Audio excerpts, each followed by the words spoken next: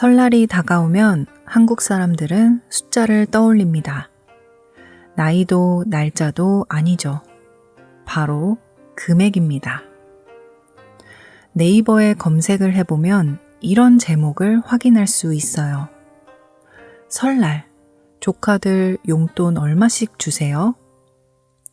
설날 용돈 얼마 줘야 덜 민망할까? 명절마다 헷갈리는 설날 용돈 얼마가 적당할까?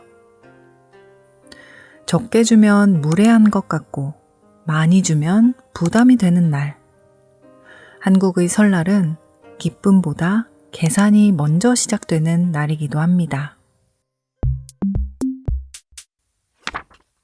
원래 설날은 부담의 날이 아니었어요.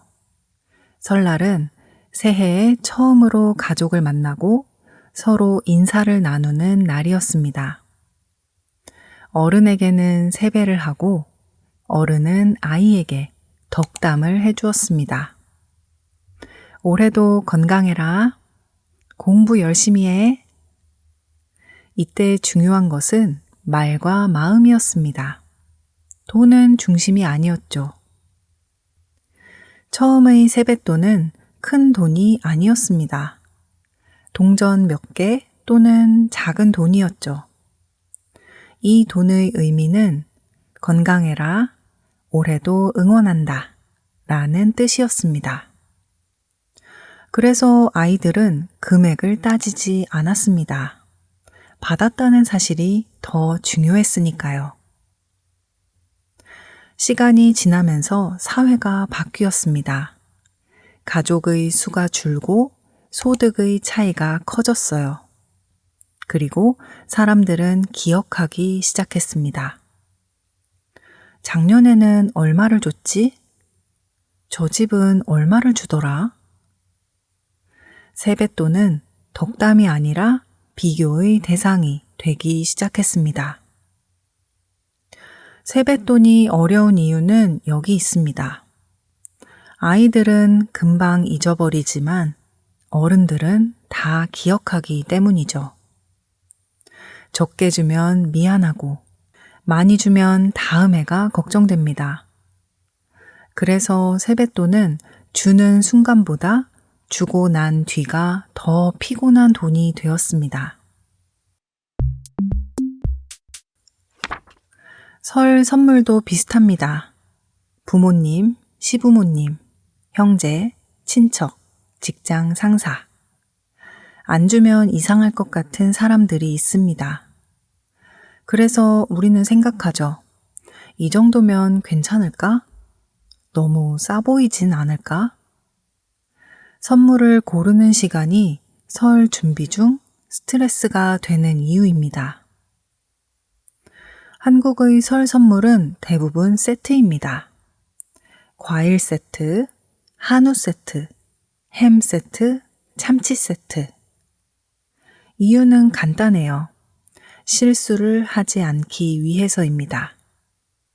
세트는 안전한 선택입니다. 이 정도면 예의는 지켰다 라고 말할 수 있기 때문입니다. 설 선물과 세뱃돈은 형태는 다르지만 구조는 같습니다. 둘 다 마음을 숫자로 표현합니다. 그래서 편리하죠. 하지만 동시에 불편합니다. 그래서 얼마가 적당한데? 아마 지금 여러분은 이런 궁금증이 생기셨을 것 같은데요. 설 선물과 세뱃돈의 현실적인 기준이 궁금하신 분들은 멤버십 영상을 확인해 주세요. 그래서 한국 사람들은 이렇게 말합니다. 이번 설에는 간단하게 하자. 서로 부담 주지 말자. 이 말은 진심인 경우가 많습니다. 하지만 현실에서는 잘 지켜지지 않아요. 왜냐하면 설날은 개인의 문제가 아니라 관계의 문제이기 때문입니다. 최근에는 부담을 줄이려는 시도들이 있습니다. 세뱃돈 금액을 미리 정하는 가족, 아예 세뱃돈을 주고받지 않는 집, 선물 대신 함께 식사하는 가족, 모바일 송금이나 상품권을 선물하는 가족. 완벽하지는 않지만 조금이라도 편해지려는 노력입니다. 원래 설날은 잘 사는지를 평가하는 날이 아니었습니다. 그동안 잘 지냈어? 어떻게 지냈어? 이렇게 묻는 날이었습니다. 그리고 설 선물과 세뱃돈은 그 마음을 돕는 도구였죠.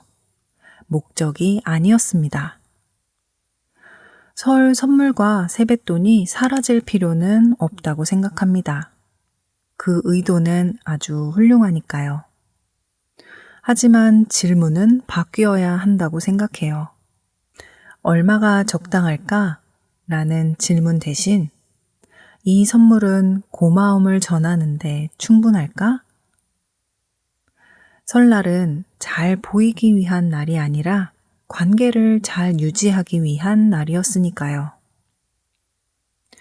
여러분의 나라에도 명절 선물이나 용돈 문화가 있나요? 그때 사람들은 어떤 고민을 하나요? 댓글로 여러분의 이야기를 들려주시면 감사하겠습니다. 어쨌든 한국은 또 새해를 맞이하게 됐습니다. 여러분께도 다시 한번 새해 인사 드릴게요. 새해 복 많이 받으세요. 지금 K진의 한국어 팟캐스트 멤버십에 가입하시면 멤버십 전용 영상을 보실 수 있고 이 영상의 한국어 스크립트와 심화 학습 가이드 PDF 파일도 무료로 다운받으실 수 있습니다. 아래 링크를 통해 확인해 주세요. 여러분의 적극적인 참여와 관심, 응원에 항상 감사드립니다. 다음 시간에 더 깊고 흥미로운 한국 문화 이야기로 돌아오겠습니다.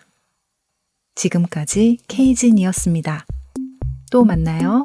안녕.